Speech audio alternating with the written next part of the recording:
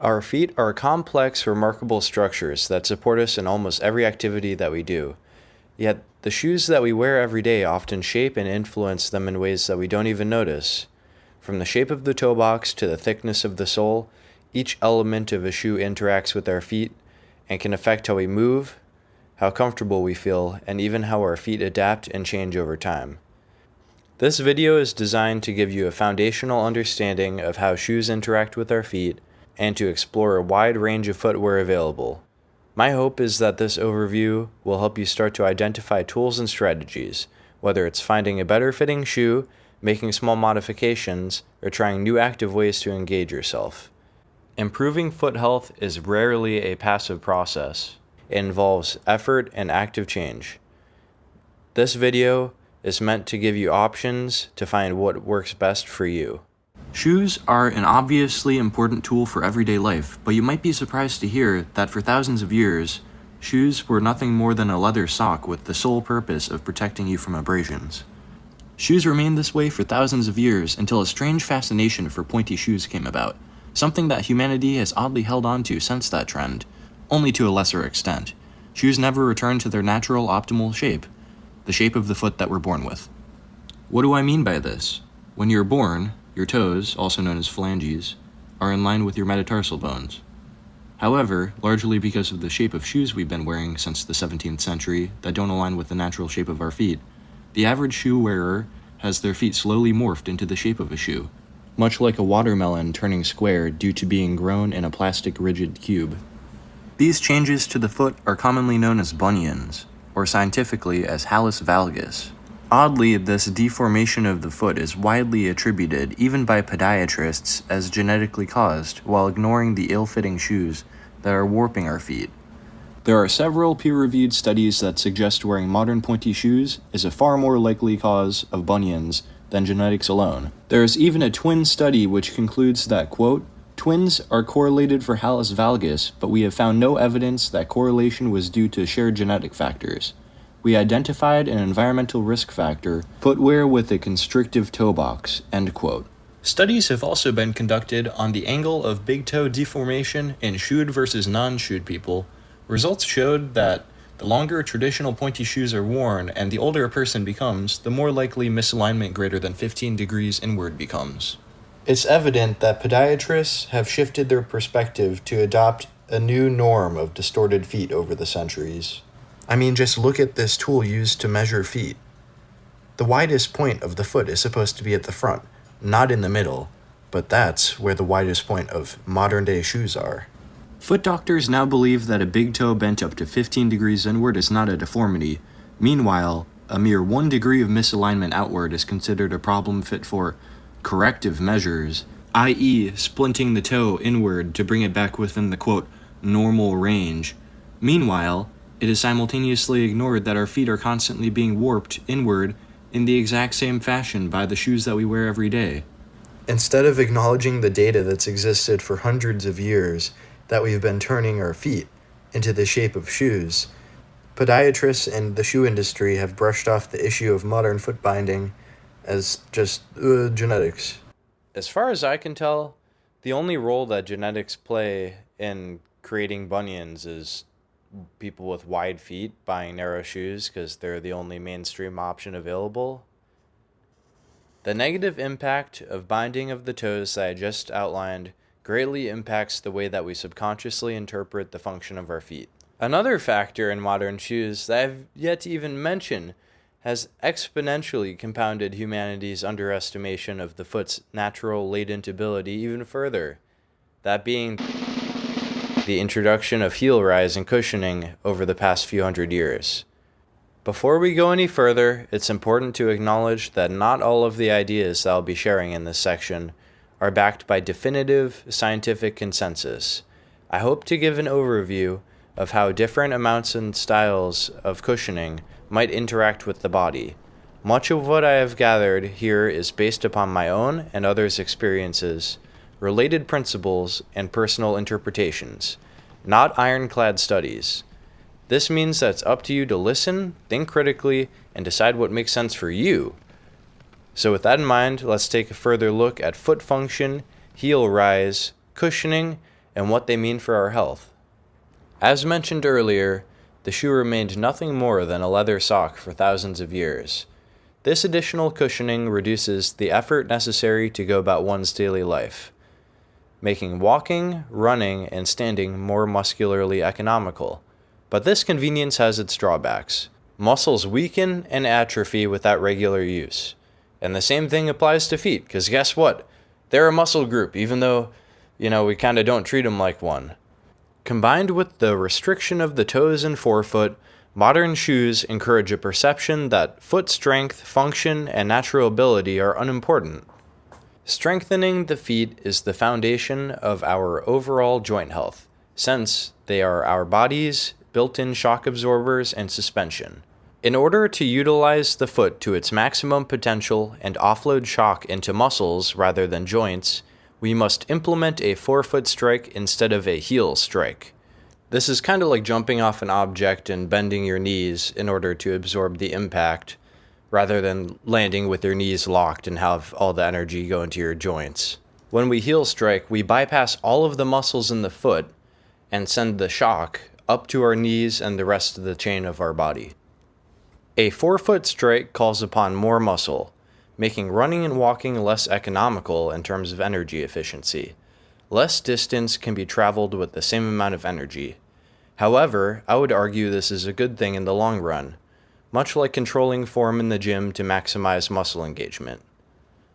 Traveling on the balls of your feet also requires smaller strides where your foot hits the ground directly beneath you, rather than with the heel strike where you can extend your foot far in front of you. A peer-reviewed study found that longer strides cause greater energy absorption, particularly in the knee joint. Failure to manage this energy absorption can lead to over-reliance on passive structures like cartilage and bone, increasing injury risk. If you look at the motions of overstriding and jumping off of something incorrectly, it's pretty clear to see the connection. Unfortunately, forefoot walking isn't something easy to implement. It kind of feels like you're Neo coming out of the Matrix. At first, this feels like you're working muscles that you didn't even know that you had. I cannot express how incredibly important it is to ease into this method of walking. It must be slowly implemented over weeks, months, and even years in order to prevent injury and retrain lifelong existing habits. I've seen so many instances of people diving headfirst into this more active way of walking and ending up hurting themselves. Please tread lightly and listen to your body. So if the forefoot strike is so inefficient and hard to implement, then why the heck would anybody even bother to put in the effort? If I'm being honest, the scientific data just isn't there yet, and I can't state that forefoot striking in minimalist footwear is definitively healthy like it's fact. However, what I can say with certainty is if you try walking around and standing without letting your heels touch the ground for a few minutes, I'm sure that you'll feel some sort of muscle activation in your feet and calves that might be new to you. That right there is what it takes to walk around without the padding that we're used to in today's footwear. The power of the toe strike is evident in Olympic sprinting, where every competitor, including Usain Bolt, uses this technique as well as shoes with less padding. Modern heavily padded shoes allow us to walk and run on hard concrete with a heel strike pattern, something that would normally cause significant discomfort or even damage without such cushioning. The introduction of heel elevation in modern footwear has also played a role in changing our walking and running mechanics. Initially designed for horseback riding to keep feet secured in stirrups, this raised heel gradually became a feature in everyday shoes. By angling the foot, it makes heel striking feel more natural and toe striking less intuitive, increasing our dependence on cushioning and further altering our movement patterns.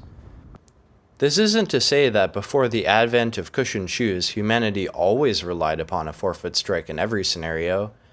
Our ancestors and current unshoed communities are observed to sometimes heel strike upon softer ground. However, toe striking is still a necessary tool for traversing rigid landscapes. The art of the toe strike has largely been forgotten thanks to the maximalist shoes that we use to cope with the concrete world that we live in today. The type of narrow maximalist shoes we've grown accustomed to cause us to view feet as lumps to trudge around atop of, rather than a necessary muscle group critical to our overall health. Less padding, particularly in the heel, allows for easier implementation for a forefoot strike. See, with a shoe with a bigger heel, you have to bend the foot forward a lot more in order to get the front part of your foot to hit first. Shoes with less padding in the heel, however, have harsher repercussions for improper form, heel bashing.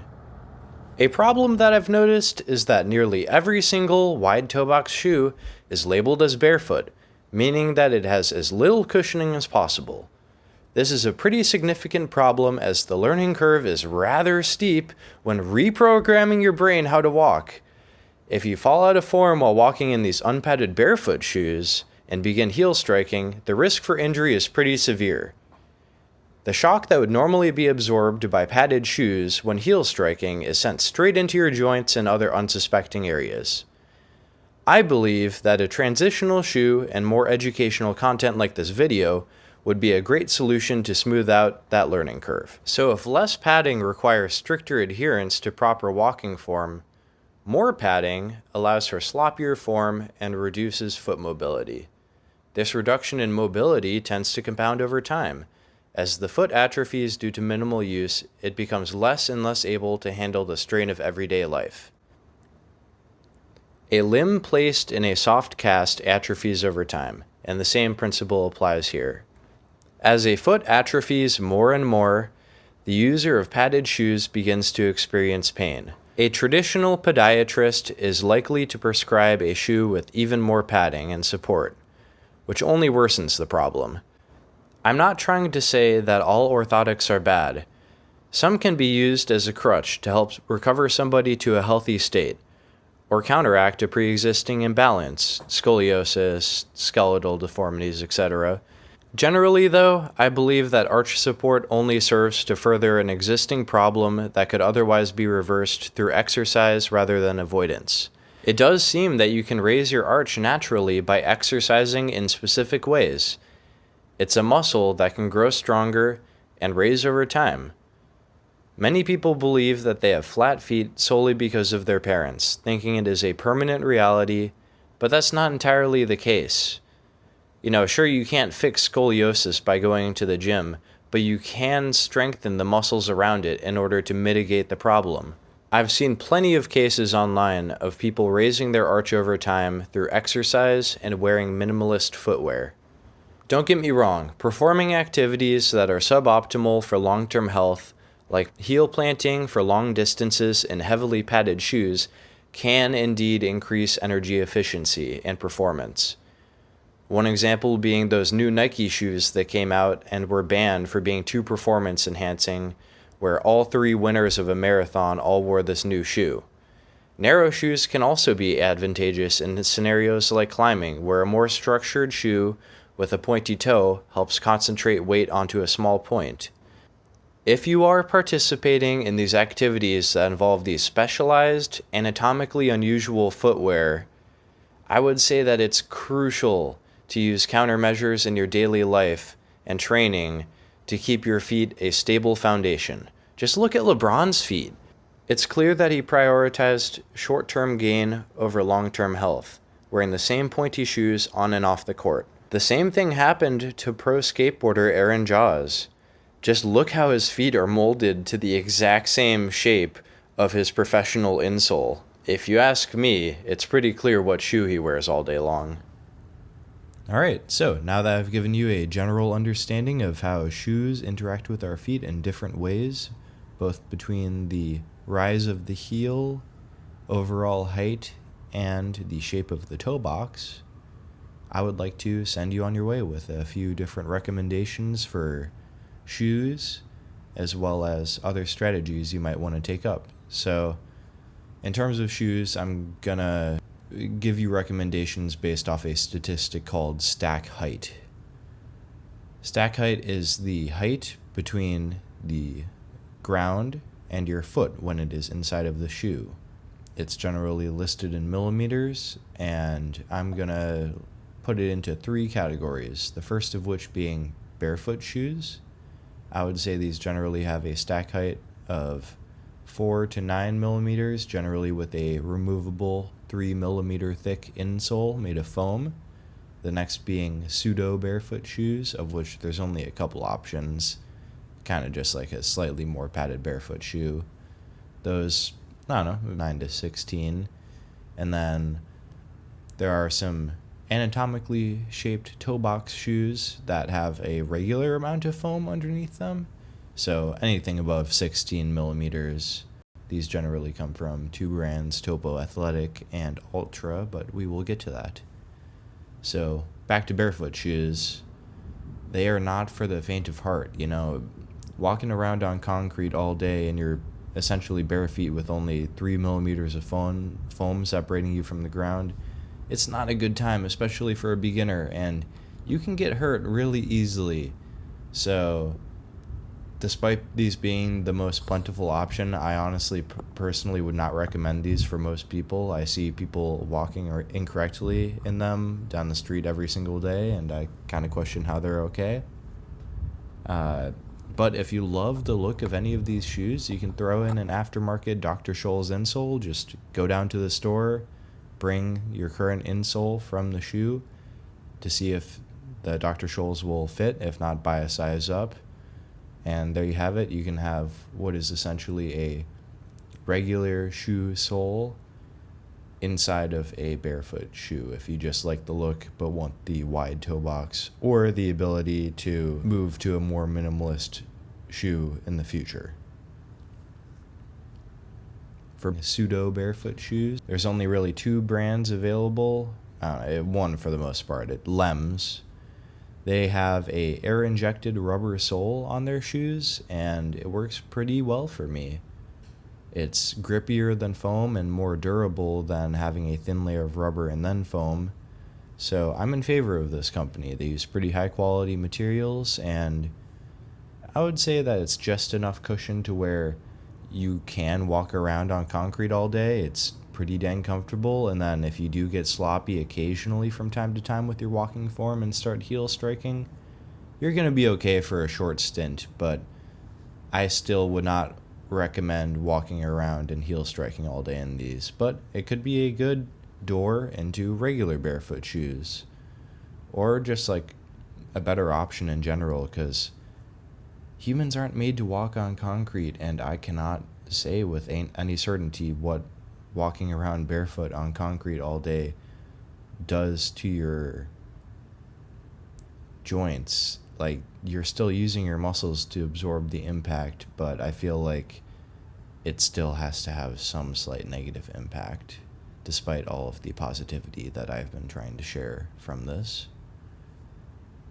Next, I'm going to talk about shoes with moderate stack height. So anything above 16 millimeters, I would say, is not a barefoot shoe, and therefore you can heel strike in them, but you know, I would say go above 20 if that's your intention, and I would also say that you want some heel rise if you're going to heel strike in these consistently, because if you don't have any sort of heel rise and you have a zero drop shoe, meaning that it is completely flat from heel to toe, when you heel plant, there's a chance that your heel will be below your toe, meaning that your calf muscle is extended in a way that you might not be used to compared to a regular shoe, and that could be cause for injury. Again, maybe Dr. Scholl's insoles are the answer for that. So, Topo Athletic and Altra have shoes in all sorts of styles, stack heights. Personally, I would try and go to a store in person and try some stuff on for you. One thing that you can do is look at one of your current regular shoes on the internet, try and find the stack height somewhere, and find a shoe that is closest to that stack height from Altra or Topo, if you just want a wider toe box but don't necessarily want to change any of your walking styles. Really quickly, I would like to make a mention to some non-official barefoot shoes, anatomically correct shoes that don't really label themselves as such but have existed for a while before this category really emerged. You can find these from Merrell, Crocs count. Just anything with a more squared toe. You can find them at thrift stores, oddly, eBay. I found a cool pair from LL Bean. If you search around and you don't really like any of the more official options available, they do exist. You just gotta find them. And some other things that you can do to your pre-existing shoes would be widening the toe box through stretching in different means. So you could take a ball and ring shoe stretcher, which can spot stretch a specific area, typically the pinky or big toe area. If your shoe is made of leather, it'll stretch it out, and you'll have a bit more wiggle room. It's a good temporary thing, or if you're a skateboarder like I am, you want a wider toe box skate shoe, but it still needs to have the durability aspects of a skate shoe. That's what I do personally. Or you might destroy your shoe in the process. You could take a seam ripper, and if there's a seam near the pinky toe or the big toe, you could try ripping it open to, give your foot a bit more wiggle room. But again, it might destroy your shoe, so that's kind of up to your own discretion. And of course, I guess you can also just go at the inside of your shoe with your thumb and just press really hard into it. A little bit of water helps, but it can leave a little water spot on your shoe. You can only really stretch leather shoes, so that's what all of this is applicable to. But you could get your entire shoe wet under the sink in order to avoid those water spots. Just know you might F up your shoes. Alright, so now that we've covered most of the shoe stuff, I'm going to bring up some active strategies or some other supplementary things that you can do in the meantime, aside from maybe making adjustments to your footwear. There are a variety of exercises that you can do that you can find on the internet. Some favorites of mine are walking backwards, one-legged squats, or calf raises. And all those can really help your transition and even just strengthen once you do get these shoes. Or if you're not going to get them, it's just a good idea to do these things. Also, a tibialis bar does wonders. It's the thing that connects your knee to your ankle to your foot. If you're looking for something relatively passive, you could buy some toe spacers. They come in a few different varieties. These spacers work in the opposite fashion that pointy shoes do, splaying your toes out slowly, realigning them to their natural position. I personally do not have any experience with them. However, I have seen many transformations with before and after pictures a year or two apart attributed to using toe spacers in conjunction with foot-shaped footwear. I've been told that they are most effective while worn doing activities rather than being sedentary, as it gives the muscles and tendons a chance to strengthen themselves into proper alignment. I personally don't think that these will completely turn around the health of your feet without other measures being taken in the shape of your footwear. Maybe they could halt or slow down the damage caused by pointy footwear, but toe spacers alone are not a miracle cure. Taking care of your feet isn't about finding a one-size-fits-all solution. It's about learning to listen to your body and adjust based on what feels right for you. Whether it's exploring new types of footwear, experimenting with small modifications, or incorporating exercise to strengthen, mobilize, and condition your feet, the process of improving foot health is a deeply individual journey. Shoes are tools. They can either support or hinder us depending on how they fit and how we use them. Change doesn't happen overnight, and it can take time to undo the habits and impacts of years of wearing less than ideal shoes. Be patient with yourself. Take things step by step, literally. Hopefully the information in this video serves as a helpful starting point on your own journey towards better foot health, and hopefully it saves a couple people some discomfort. If you have any sort of feedback or advice that you'd like to share with anybody, please respond and let me know what you're thinking. I hope you have a good one, and I hope I didn't bore you